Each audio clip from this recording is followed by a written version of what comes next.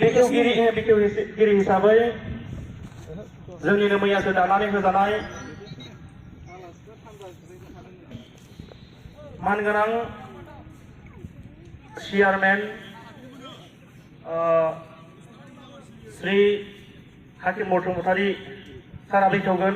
बिनि थाखाय सिगांग्रो सिनायथिजों लोगोसे खुंफुं आफादनिफ्राय गांसे आर'नाइजों बरायनानै लानो थाखाय आं गुरैयै खावलायबाय।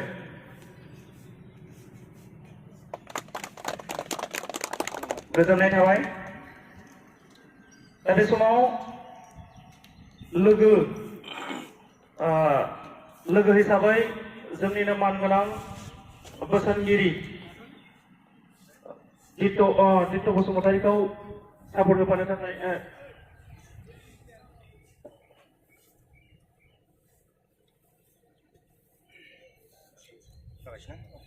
आसना खांनाय लोगो लोगो आखाइ खबनानै होनो थाखाय खावलायदों।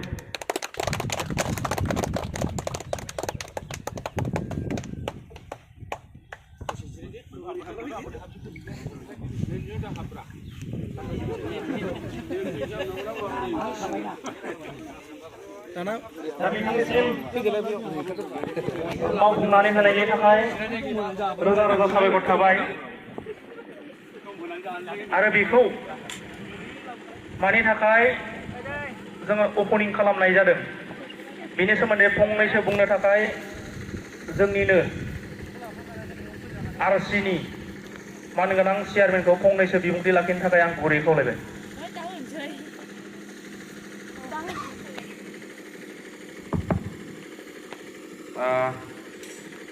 खोला गंगिया रंजालि बैसागु खुंफुं आफादनि जे हाबाफारि, बे हाबाफारियावनो बाहागो लाफैनो हानाय जोंनिनो खुंफुं आफादनिनो मानगोनां बोसोनगिरि सारमोन, बेजों लोगोसे खुंफुं आफादनिनो बिबान मोननाय आफादगिरिजों लोगोसे नेहाथारि, लोगोसे लोगो आफादगिरि, लोगोसे लोगो नेहाथारि, बेजों लोगोसे गुबुन गुबुन बिबानाव बिबान मोननाय दैदेनगिरि नोंथांमोन, लोगोसे आरसिजोंनो दानानै होजानाय एबा अर्थात आरसियावनो बाहागो लानो हानाय आंनिनो भाइस चेयारमेनजों लोगोसे कनभेनर, जइन्ट कनभेनर, आरो लोगोसे जोंजोंनो दानानै होजाबावनाय मोनफ्रोमबो इभेन्टनि मानगोनां इनचार्जजों लोगोसे लोगो जाजमोन, आरो बावनो बाहागो लाफानो हानाय जोंनिनो गावबुरा, सरकारि गावबुरा, आरो लोगोसे बे ओनसोलनि साननो हनो गोरों रायजो राजा नोंथांमोन।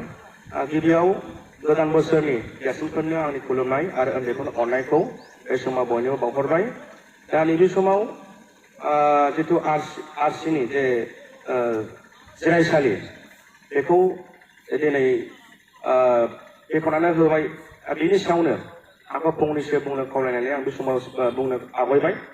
जिहेतु दिनैनिफ्राय जों सानथामनि हाबाफारि, बे सानथामनि हाबाफारियाव जाहाथे जोङो नैबे बेखेवनानै होजानाय अर्थात बाव जिरायनानैनो जोङो जाहाथे मोजाङै मोजां हाबाफारिखौ जाफुंसार होनो हायो, आरो लोगोसे साफ्रोमबो जाहाथे बादारिजों लोगोसे दैदेनगिरि, बेजों लोगोसे गामिनि सानसुमैफोर जाहाथे खौसेयैनो जाहाथे जों नैबे जिरायसालिनि गेजेरजोंनो जिरायनायनि गेजेरजों जाहाथे बे सानथामनि हाबाफारिखौ मेहेरगोनाङै बारहोहरनो हागोनखौ आङो आफा इसोरनाव आर'ज गाबनानै जिहेतु आंनि दिनैनि जे नैबे हाबाफारि बेखेवनायजों सोमोन्दो लाखिनानै फंनैसो बुंनो हाबाफारिखौ आं बेखिनियाव बुंनानै फोजोबबाय। गोजोन्थों।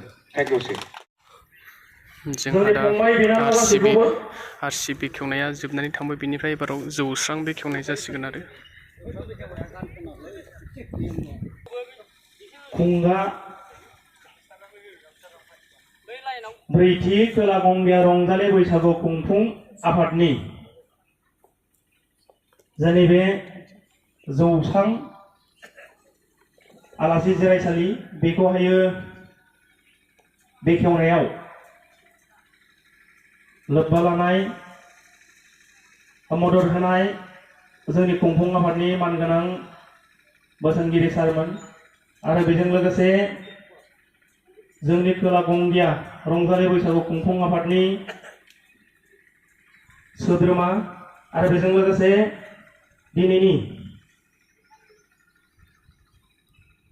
खुंफुं जोंनि बे ओपनिं खालामना माननि आलासि मानगोनां साउथ गंगिया BCDC नि मानगोनां चेयारमेन आरो बेजों लोगोसे जोंनिनो RC नि चेयारमेन दा बे समाव आङो जोंजोंनो लेंहरजानाय खोला गंगिया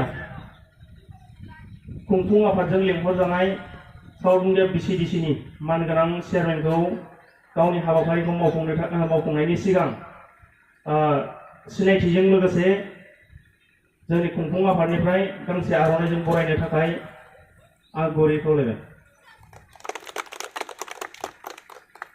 सारिसिम रोजा रोजा साबायखर थाबाय आरो बे समाव गावनि हाबाफारिखौ मावफुंनो थाखाय आङो सारखौ गुरै खावलायबाय आरो जोंहा मदद होफागोन जोंनिनो बोसोनगिरि मानगोनां रैसुमै बसुमतारी सारखौ आङो मदद होफानो थाखाय आं गुरै खावलायबाय।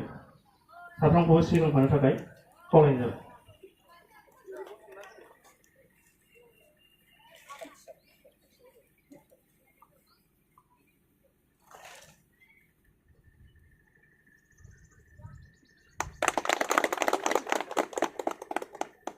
साबायखर थाबाय मावफुंनायनि थाखाय सारनिसिम।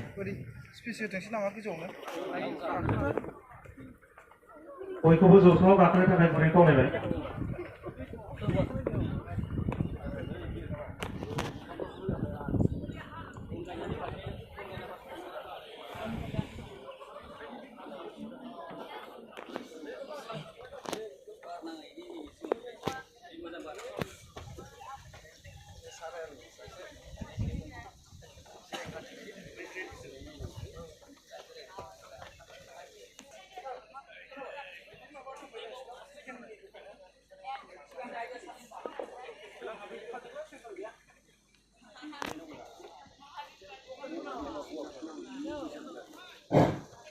दा नैबेखौ मावफुंखांनायनि लोगो लोगो जोंहा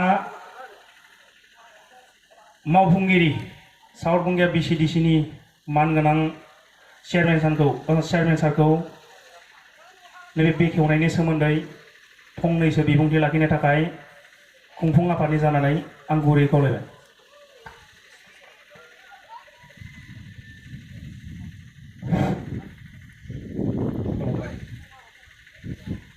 जोंनि साउथ गंगिया BCDC नि सिङाव नैबे 2 नं महेन्द्रपुर गामियाव खोला गंगिया रंजालि बैसागु खुंफुं आफादजों खुंजानाय ब्रैथि रंजालि बैसागु फोरबो।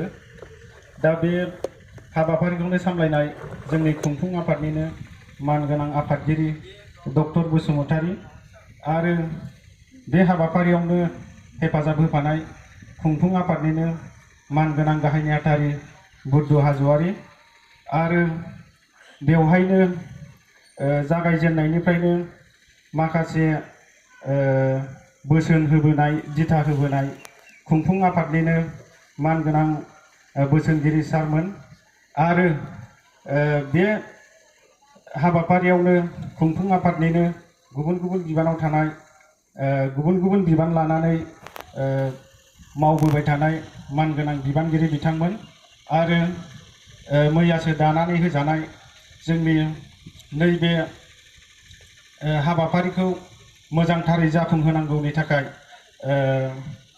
RC कमिटिनि चेयारमेन मानगोनां हाकिम बसुमतारी, भाइस चेयारमेन मानगोनां बिबानगिरि कनभेनर जइन्ट कनभेनर आरो बेजों लोगोसे गुबुन गुबुन बिबानाव मैयासो बिबान होजानाय बिबानगिरि बिथांमोन। आङो साफ्रोमनिसिमबो गोदान बोसोर बैसागुनि गोसो गोरबोनिफ्राय गाहाम हामलायनाय आरो खुलुमनायखौ साफ्रोमनिसिमबो जासिहरबाय। दा नैबे जोंनि रंजालि बैसागुनि जौसां बेखेवनाय हाबाफारिखौ आंखौ बेखेवनो होनायलाय आङो आंनि गोसो गोरबोनिफ्राय आङो गोजोननाय मोनदों। दा जोंहा दिनैनिफ्राय जागायनानै 20, 21 आरो 22 सानथामनि हाबाफारिजों नैबे जौसां बे स्टेजावनो जोंहा गाजा गोमजायै खुंफुंलांजागोन। माखासे हाबाफारिनि गेजेरजों बेवहायनो खुंफुंलांजागोन। बेनिखायनो बे मोनफ्रोमबो हाबाफारियावनो दिनैनिफ्राय जागायनानै जोबजासिम एबा एप्रिल 22 तारिखसिम जाहाथे जेबो जेंना जेंसि जायालासेनो मोजाङै मोजां बे हाबाफारिया जाफुंलाङो आरो ज'यैनो नैबे जोंनि खोला गंगिया BCDCनि सिङाव थानाय मोनफ्रोमबो गामिनिफ्राय साफ्रोमनिबो हेफाजाब आरो मददजों जाहाथे मोजाङै मोजांनो गावजों गाव हेफाजाब होलायनायनि गेजेरजों बे हाबाफारिया जोबनानै थाङो बेखौनो आङो आफा इसोरनावहाय आर'ज गाबबाय। आरो जोंहा नैबे जानाखि खोला गंगिया रंजालि बैसागु खुंफुं आफाद बियो खुङै खुङै दिनैसिम 4थि जाबाय। 2थि खेब दिनैसिम आगान होबाय। दा बे हाबाफारि बैसागु खुंफुं आफादनि जानाखि 2थि खेब बियो जाहाथे 4थि 5थि बा 6थिसिम जायालासेनो जाहाथे बियो 100 200 एबा जोबनाय गैयैसिम साबसिननिफ्राय हामसिन जाहाथे जालांनो हायो आं बेखौनो आफा इसोरनावहाय आर'ज गाबनानै आंनि बे सुंद' बिबुंथिखौ बेखिनियावनो फोजोबबाय। गोजोन्थों।